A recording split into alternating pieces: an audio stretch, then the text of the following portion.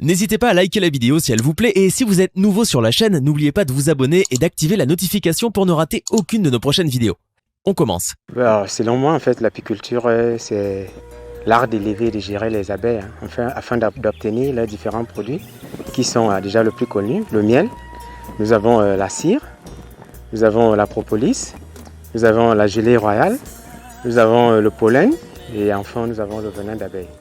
Il va falloir d'abord dans un premier temps aussi faire l'étude du site et par la suite, vous allez, une fois le site est trouvé, vous allez décider de choisir un endroit comme celui-ci, d'installer un rucher, c'est-à-dire un endroit où il y a plusieurs ruches où les abeilles, où on peut faire notre élevage tout tranquillement et aussi pour avoir tous les produits dont je vous ai cités plus haut. Il y a plusieurs modèles de ruches par ici. Ça veut dire quoi? Quand on est apiculteur, on peut choisir élever les abeilles dans les ruches kenyanes. On peut choisir d'élever les abeilles dans des ruches à synthèse, comme nous avions ici, c'est-à-dire encore kenyan, avec une hausse d'Adam. On peut également choisir d'élever dans des dadans, comme peut-être vous avez derrière vous là. Donc tout maintenant dépend du choix de l'apiculteur, c'est-à-dire pour mener à bien son élevage. Voilà, déjà, il faut déjà aussi noter que nous avions toute une large gamme d'abeilles. En fait, le monde en compte plus de 20 000 espèces. Mais notre espèce choisie ici, c'est la dansonnée. C'est une abeille, on l'appelle aussi généralement la mouche à miel. Je pense que nous allons tout de suite passer à l'acte pour mieux voir. Parce que comme on dit, ce qui se dit n'est pas toujours ce qui se fait. Je crois qu'avant de faire quoi que ce soit, il est toujours important d'enfumer l'entrée. Toujours est-il, avant d'ouvrir la ruche, on commence toujours par les extrémités.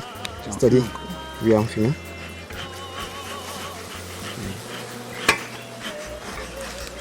Un peu le petit balai là. On enfume toujours par les extrémités, on commence toujours par les extrémités. Voilà. Maintenant, on soulève notre barrette.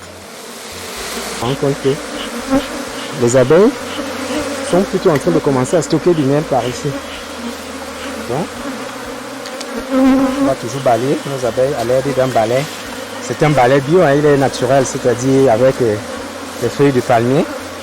Donc, on ne va pas chercher à stresser nos abeilles. Hein.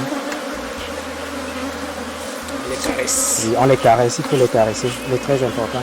Miel, vous mettez dans un autre.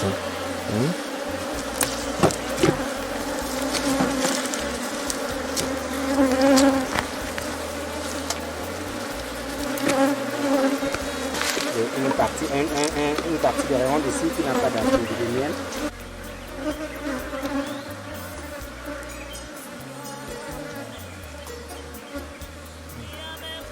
Parce que ainsi de suite, pour que quand on va revenir à la prochaine saison de récolte, on va trouver qu'elles ont encore construit dans ces rayons d'ici et elles ont stocké du miel.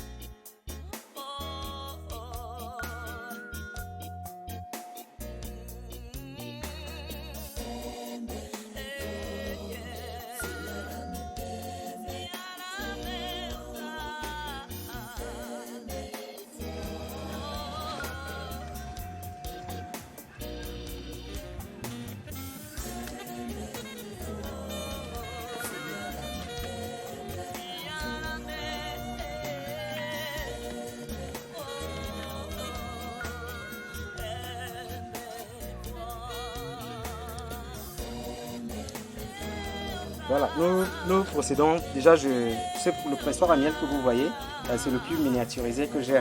Il y a le plus grand, c'est-à-dire celui qui a une capacité de presser 60 litres de miel en un coup. Bon, ici, après avoir pressé comme ça, il est important que le miel coule dans un tamis, en fait, pour directement tamiser le miel, parce que par la suite, nous allons revenir ici, parce qu'après avoir pressé le miel et l'avoir tamisé, nous allons le mettre par la suite, nous allons passer maturateur. Apporte-moi un peu l'enfumement là, nous sommes en plein air. Parce qu'il faut déjà dire que cette activité, en fait, généralement, cette opération se fait généralement dans une unité de transformation. C'est-à-dire, il ne faudrait pas qu'il y ait des coups de vent, il ne faudrait pas qu'on soit exposé à l'air libre.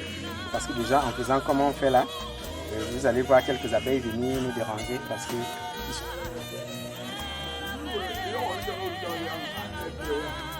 Alors là, la machine est en train d'exercer une forte pression sur les rayons de scie qui contiennent du miel. Parce que ce que nous cherchons, là, on veut extraire le miel dans les rayons. Donc il est important d'agir, vraiment de mettre la force pour qu'il y ait la pression.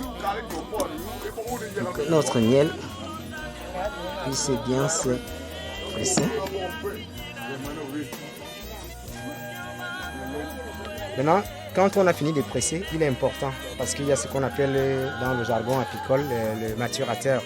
Donc c'est un outil, c'est un récipient en fait auquel on met le miel après l'avoir pressé. Après l'avoir pressé pour essayer de dissocier le miel et la cire.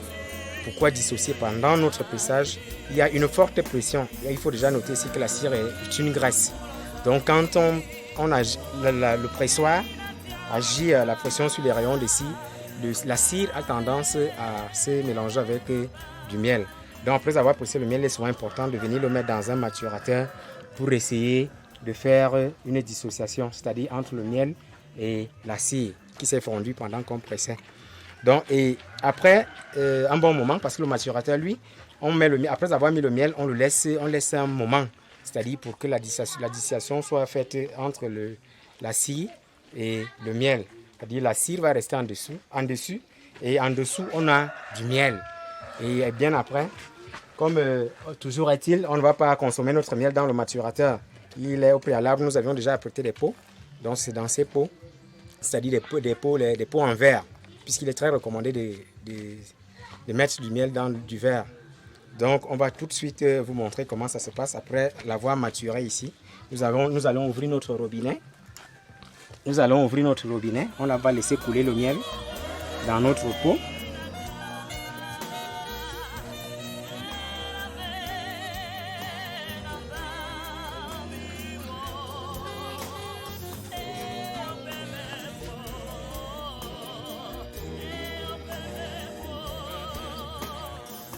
Il est plein.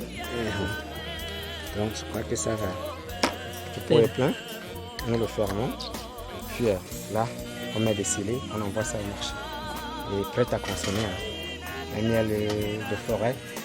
Un miel de forêt de Kekamtora qui contient d'innombrables vertus thérapeutiques.